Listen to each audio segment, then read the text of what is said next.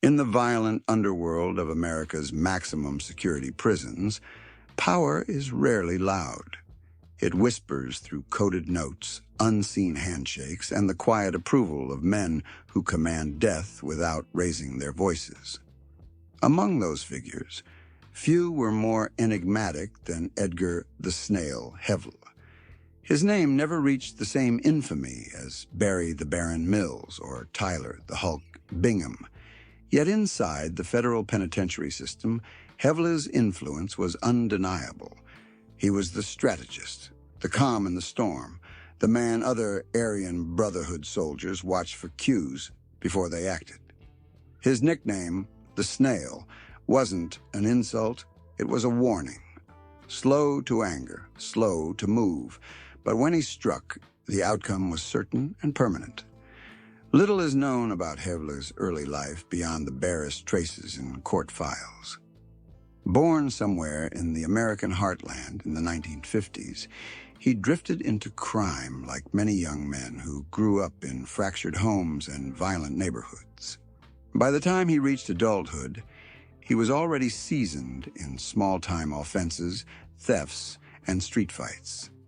Eventually, a prison sentence delivered him into one of the most unforgiving ecosystems in the country, the state penitentiary. It was there, behind concrete and razor wire, that Hevle encountered the force that would define the rest of his life, the Aryan Brotherhood.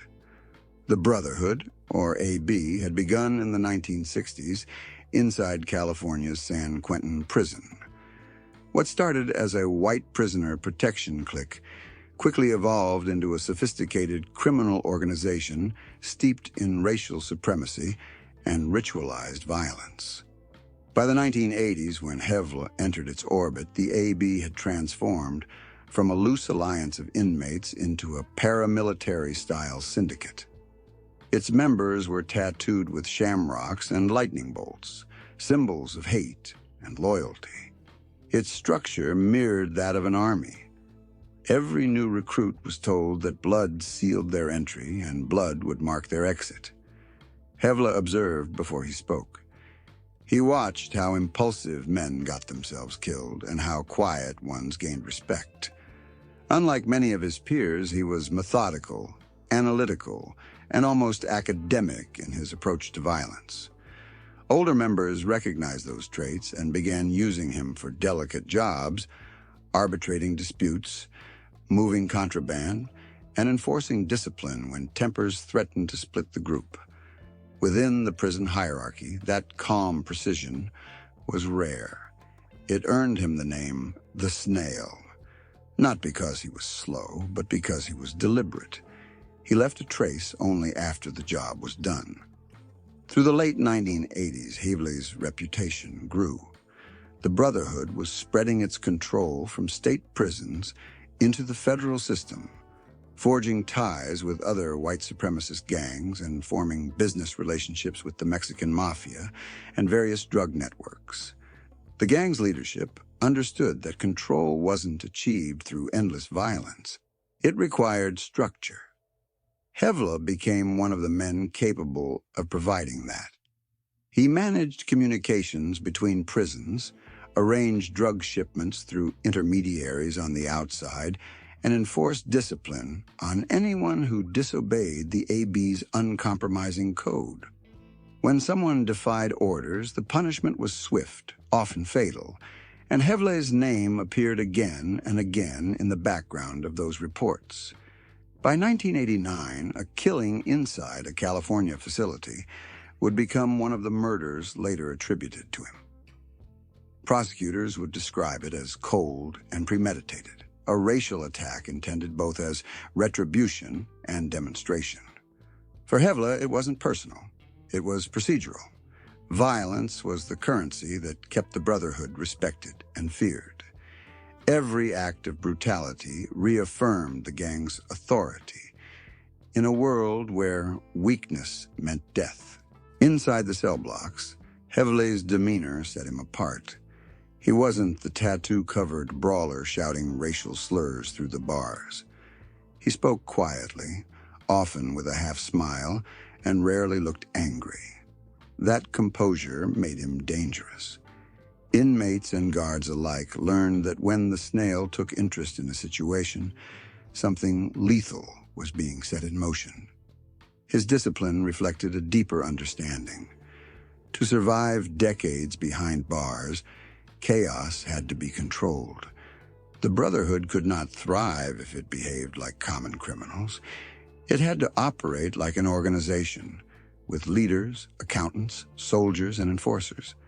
Hevle embodied that evolution.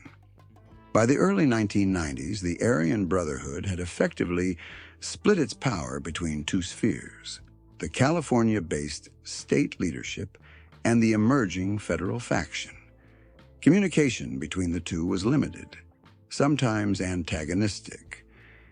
Inside federal penitentiaries, such as Marion and Florence ADX, a new generation of leaders was consolidating authority.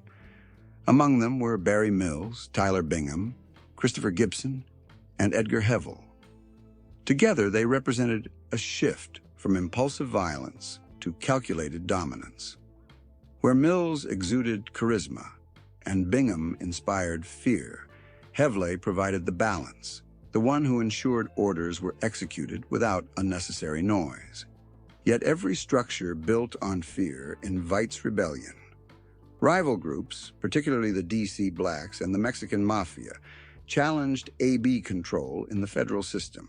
Skirmishes erupted in cell blocks and recreation yards, each death further tightening the Brotherhood's grip. Hevle's patience during these years would earn him a position on what members called the Commission, a three-man council overseeing the entire federal branch. It was a position of immense power and lethal responsibility. From that point forward, nothing major within the Aryan Brotherhood happened without his approval. But even as he rose to the summit of the prison hierarchy, federal investigators were taking notice. The 1989 murder linked to Hevle, along with a string of racially motivated killings in the late 1990s, painted a target on the AB's back. Unknown to the Commission, the FBI had already begun one of the largest organized crime investigations in its history, aiming to dismantle the Brotherhood from the top down. While Hevle continued to issue quiet orders from his cell, the government was assembling a case that would eventually reach into the heart of the gang's leadership and bring them face to face with the possibility of death row.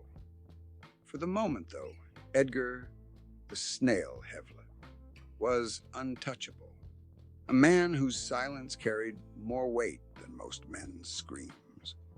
Inside the concrete empire of the Aryan Brotherhood, patience was power, and Hevle possessed it in abundance. He had learned that the truest form of control didn't come from chaos, but from the ability to wait, to watch, and to strike only once. The Snail was moving, and the system hadn't yet realized it. By the mid-1990s, the Aryan Brotherhood had evolved into something far more organized than the brutal prison gang that had emerged in the 1960s. Its members now moved like parts of a machine, with orders traveling across state lines through coded messages and power distributed among an elite few. This transformation was no accident. It was engineered by men like Edgar the Snail Hevle, who understood that survival depended not on endless bloodshed, but on control, and the discipline to wield violence strategically. Inside America's most fortified prisons, the Brotherhood established a system of governance that mirrored a paramilitary organization. At the top sat the Commission, a three-man council that oversaw the federal branch of the gang. Alongside Hevle were two of the most feared names in the prison world, Barry the Baron Mills and Tyler the Hulk Bingham.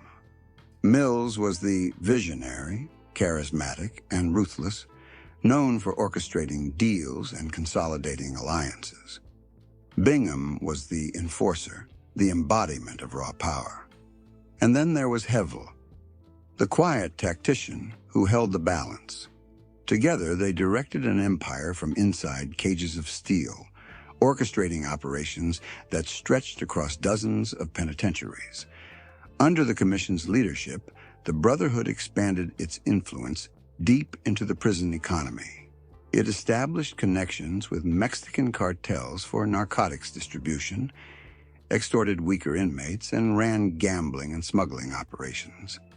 Every dollar earned on the inside funded more drugs, more weapons, and more loyalty. Members communicated through intricate networks of kites, handwritten notes hidden inside legal documents, food trays, or even body cavities. Guards found them occasionally, but most slipped through undetected. Each kite carried instructions, a name, a target, or a coded order that could decide whether someone lived or died. Hevle's role in this system was crucial. He was the intermediary, the strategist, who translated chaos into command. When disputes arose between factions or when new members sought entry into the Brotherhood, Hevle often had the final word. His patience and neutrality made him both respected and feared. Fellow inmates described him as having an unnerving calm, a man who never raised his voice, even when ordering a killing. He viewed every act of violence as a move on a chessboard, not an explosion of rage, but a calculated maneuver. In 1997, that calculation would lead to one of the darkest chapters in the Brotherhood's history. At the United States Penitentiary in Lewisburg, Pennsylvania, tensions between white and black inmates had reached a breaking point. According to prosecutors, Hevle and his fellow commission members sanctioned the murder of 2 black inmates, a retaliatory act meant to reassert white dominance after a series of altercations. The killings were brutal and efficient, carried out with makeshift knives in a coordinated attack that sent shockwaves through the federal prison system. To the Brotherhood, it was business as usual, a statement of power. But to federal investigators, it was a declaration of war. These murders, along with earlier killings tied to the AB, triggered a response that would eventually bring the entire leadership to its knees. The FBI, working with the Bureau of Prisons and the Department of Justice, launched a sweeping investigation aimed at dismantling the Aryan Brotherhood from within. For years, agents had been gathering intelligence from confidential informants and intercepted communications. But now, with the 1997 murders, they had the evidence they needed to pursue the Brotherhood as an organized criminal enterprise under the same laws that had once brought down the mafia. Inside the prisons, however, Hevle remained calm. He had seen investigations come and go. To him, the federal government was just another opponent to outweight. His reputation as the Snail came from more than his methodical nature. It reflected his philosophy of endurance. He believed in time as a weapon. The Brotherhood had survived lockdowns, raids, and executions before. They would survive this too. As federal agents built their case, Hevle continued to send orders, maintain discipline, and hold the line between chaos and collapse. Among inmates, stories circulated about his control. One tale from court documents described how Hevle allegedly ordered the murder of an inmate who had offended him by throwing a packet of sugar. The incident might have seemed petty, but in the Brotherhood's world, disrespect could not go unanswered. Every slight risked unraveling the illusion of absolute authority. To maintain order, punishment had to be swift and final. Whether the story was true or exaggerated didn't matter. What mattered was the message. The Snail didn't forgive, and he never forgot. By the late 1990s, the Commission's authority was absolute. Even when members were isolated in special housing units, their influence extended through a network of loyal soldiers. From Marion to Florence, ADX, from Leavenworth to Lewisburg, the Brotherhood's reach was felt in every corner of the federal system.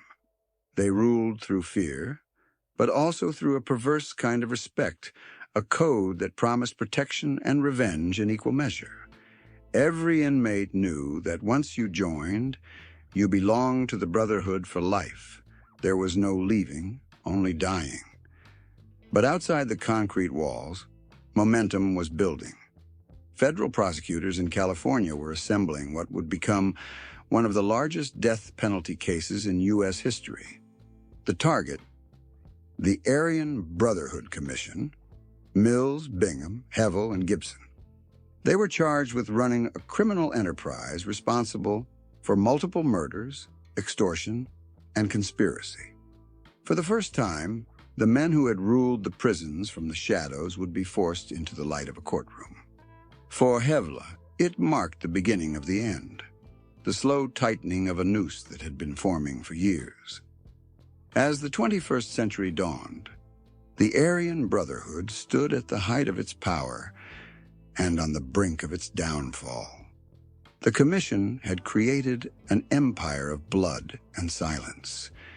And though Hevle believed patience could outlast any enemy, even the Snail couldn't see how close the storm had come. Inside the walls of America's most fortified prisons, the Aryan Brotherhood operated under a single law, the Code. It was a creed that ruled over life and death, written in blood and enforced by men who had long since abandoned any illusion of redemption. For Edgar the Snail Hevle, the Code wasn't just a set of rules, it was the framework that gave meaning to his existence. To break the Code was to forfeit one's life. To uphold it was to achieve a kind of immortality within the Brotherhood's violent mythology. By the time federal investigators were closing in, Hevle had perfected the art of invisible leadership. He never gave direct orders in writing, rarely spoke to anyone outside of trusted intermediaries, and used cryptic messages to communicate with other members of the Commission. Those who worked with him described him as eerily calm, even when discussing executions. He never raised his voice or displayed emotion. Instead, he would pause, weigh the situation, and speak in simple, measured sentences. It was this emotional control that gave his decisions such finality. When Hevle spoke, men listened because they knew it was the last conversation before someone died. The Brotherhood's control over inmates was absolute. The gang's members were bound by a blood oath taken upon initiation, loyalty to the Aryan Brotherhood above all else, even family. To join, one had to commit an act of violence, often a murder, to prove dedication. Once inside, leaving was impossible. The only way out was death, a principle Hevle enforced with unwavering precision. He viewed disobedience not as betrayal, but as contagion. If one man defied orders and lived, others might follow. And so, when a member began talking too freely or refused a directive, Hevle made sure they became an example. Prosecutors later revealed that Hevle personally approved or participated in multiple killings, including the 1989 California prison murder that became a centerpiece of the federal indictment. The victim, another inmate, had reportedly violated AB protocol, and Hevle's response was cold and immediate. There was no outburst of anger, no visible tension. A message was simply passed along: handle it. Within days, the problem was erased. The body was found in a pool of blood, the cause of death as unmistakable as the silence that followed. The message to the rest of the prison was clear. Defiance would not be tolerated. In this environment, violence became ritualized. A killing wasn't merely punishment, it was communication. Each stabbing, each beating, each orchestrated death sent a signal that the Brotherhood remained untouchable. Hevle understood this better than anyone.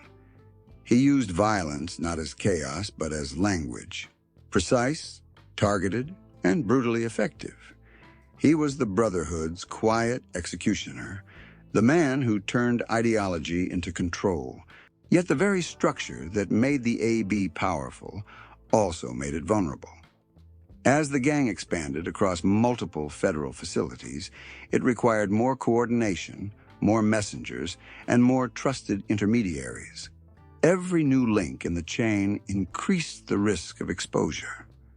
The FBI began recruiting informants, flipping former members who faced life sentences and offering protection in exchange for testimony. Through these informants, investigators learned the full extent of the Brotherhood's reach, its internal court system, its financial operations, and its hierarchy of command. The picture they built was chilling. A secret government within the prison system, complete with its own laws, economy, and executions. Hevle, however, remained undeterred. When word of investigations filtered through, he saw it as just another test of endurance. In his mind, the Brotherhood's silence would protect it. But silence, once a weapon, had begun to turn against him. Inmates who once swore allegiance to the code began to break under the weight of decades behind bars and the promise of leniency. The federal government's use of RICO, the Racketeer Influenced and Corrupt Organizations Act, meant that the Brotherhood could now be prosecuted as a criminal enterprise. Every murder, every note, every coded message could be connected back to the commission. And slowly, inevitably, those connections began to surface. As evidence mounted, Hevle's patience started to look less like strength and more like denial. The Brotherhood's network was being dismantled piece by piece. Letters intercepted by prison officials revealed the extent of the gang's coordination. Informants described meetings held in recreation yards, where decisions about life and death were made under the guise of casual conversation.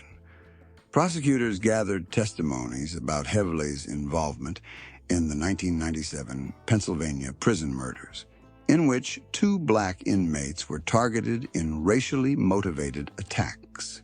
Witnesses claimed that the order had come from the top, from the commission itself, and that Hevle had approved the hit as part of a campaign to reinforce white dominance inside federal facilities. Still, even as the evidence closed in, Hevle maintained his composure. During interrogations, he spoke little, often responding with long silences or measured denials. To those who prosecuted him, it was infuriating.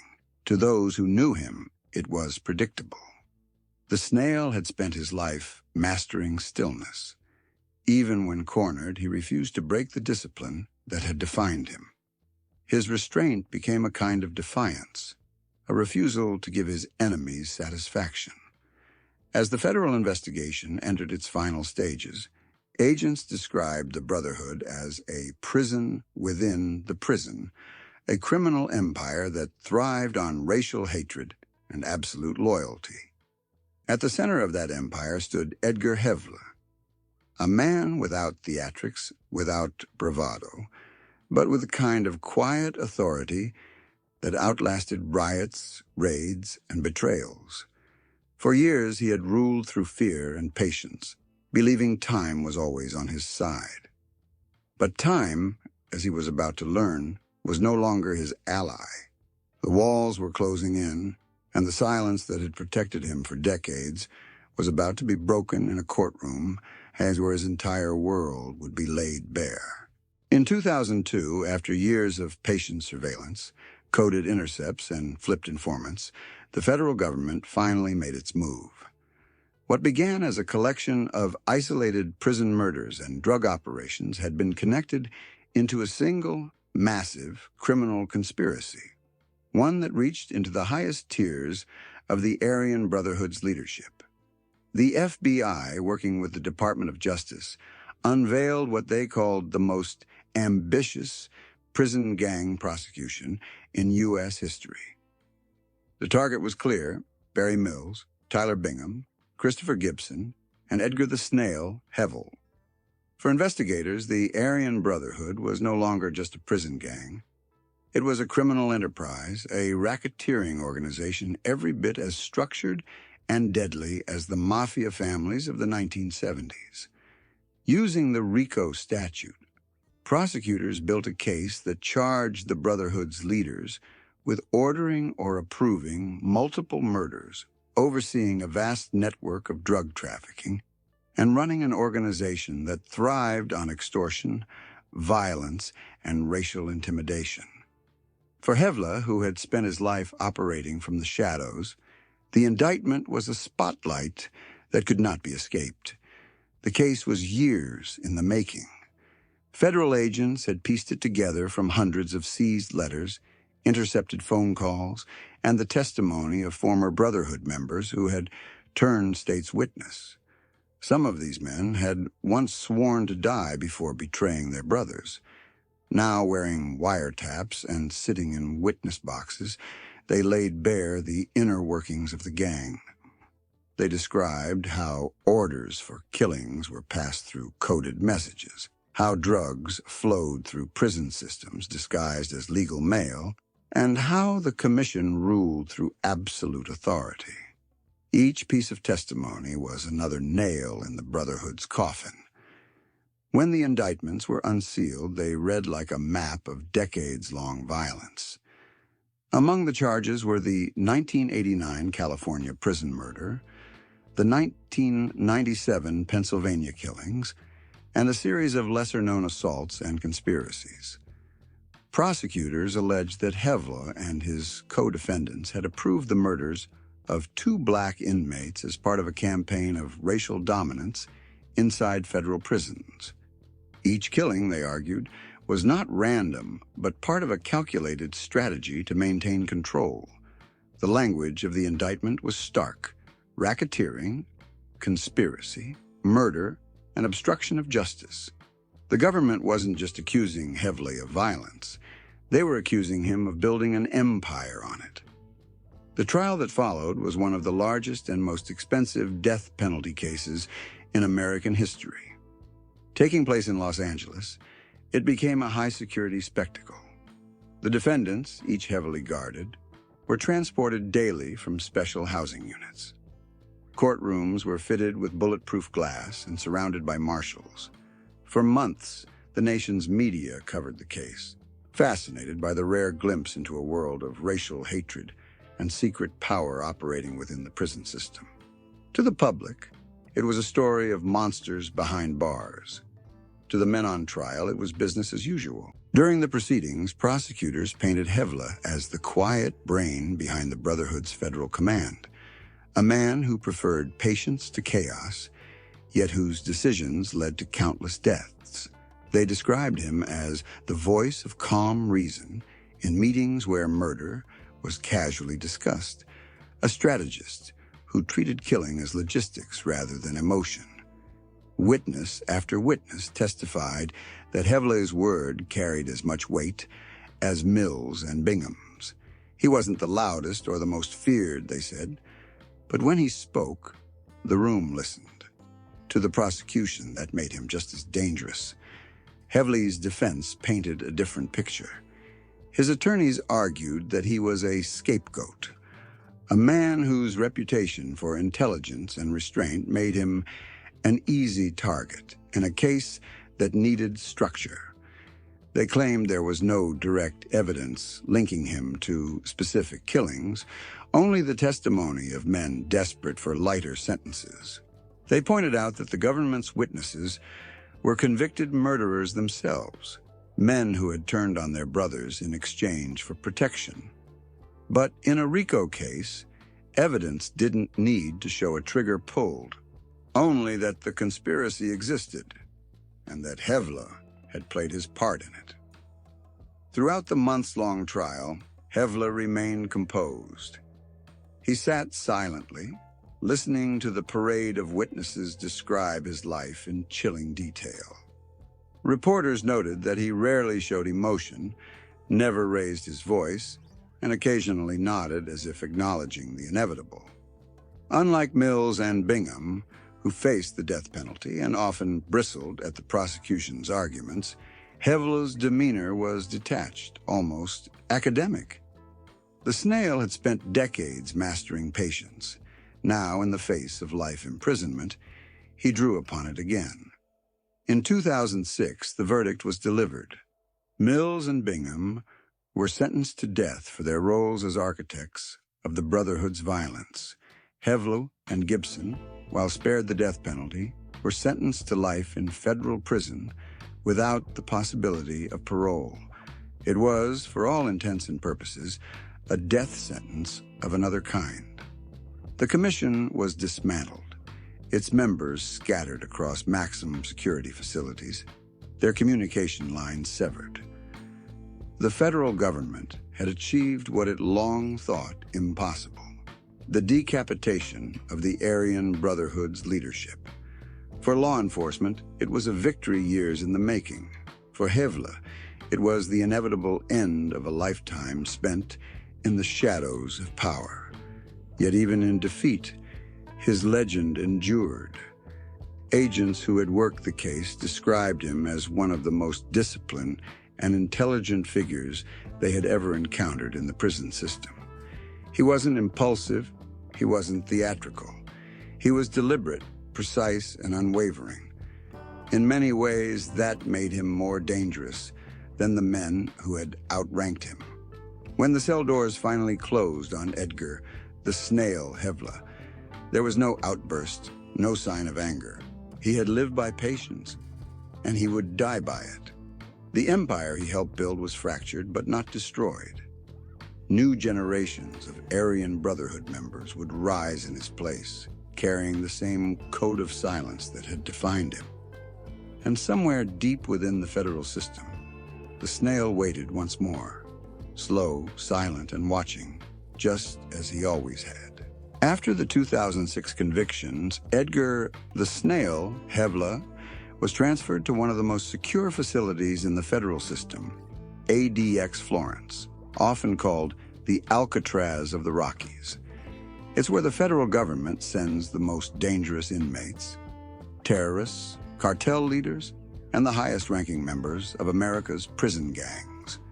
For Hevle, this was not a new world. It was a familiar one. But now there was no movement, no messages, no network to command. The walls of Florence were designed for silence. Locked in a 7 by 12-foot cell for 23 hours a day, Hevle's existence became one of routine and reflection. Meals were delivered through a slot. Communication was monitored. Visits were rare, and human contact was virtually non-existent.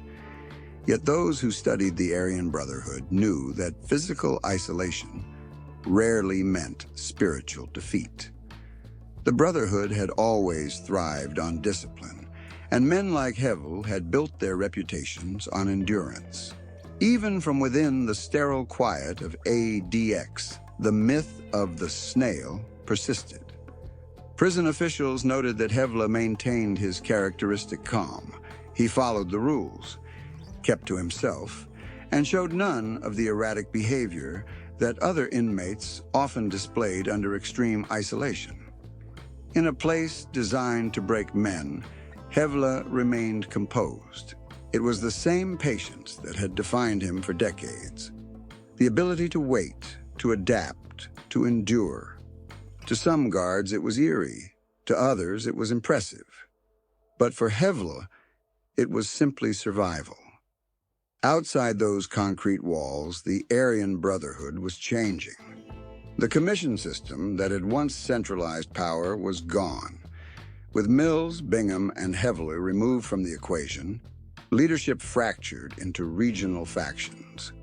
Younger members, many of whom had never known the old hierarchy, began to carve out their own influence. What emerged was not a unified empire, but a network of loosely aligned soldiers, each operating with the same brutal code, but without the singular authority that men like Hevle once embodied.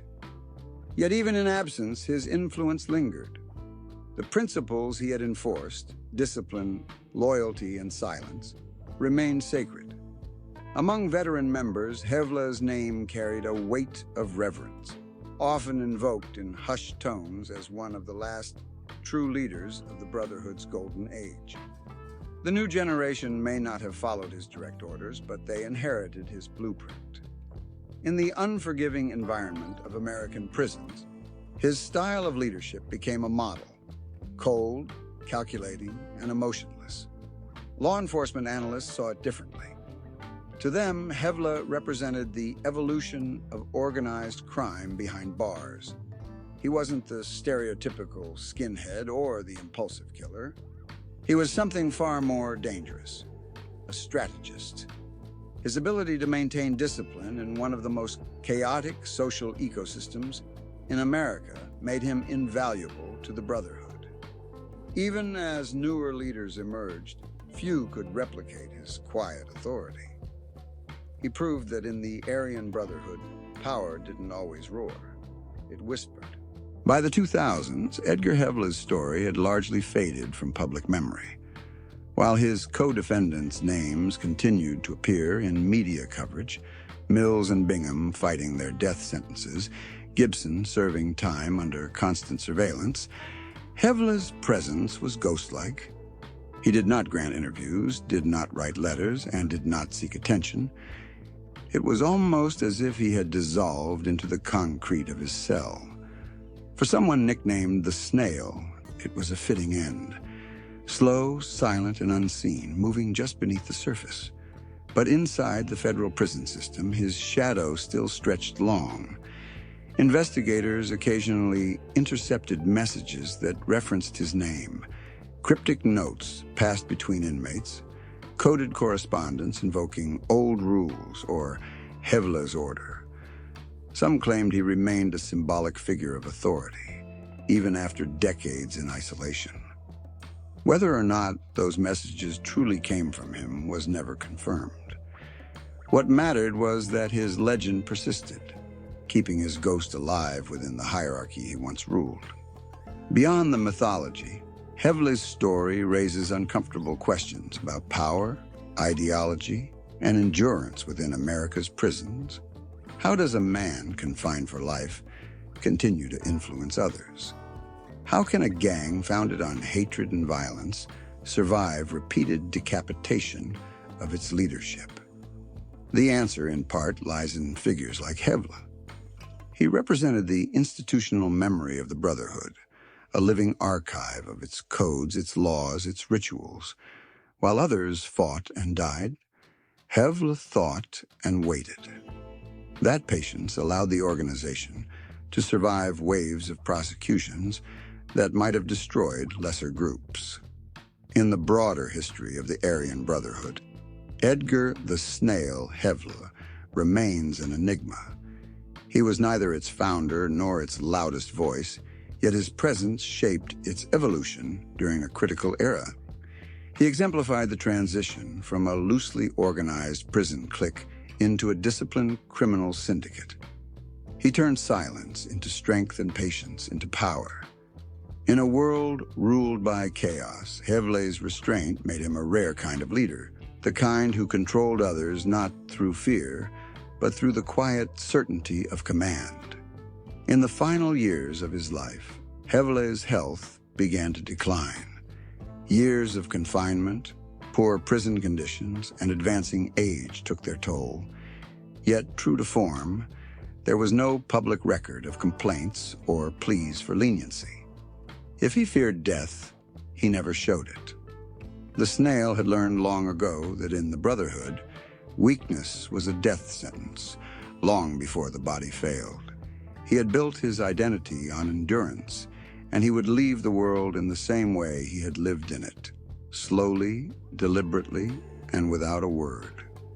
By the time Edgar Hevle's name finally disappeared from federal records and his death went unreported by the media, his story had already become part of prison folklore.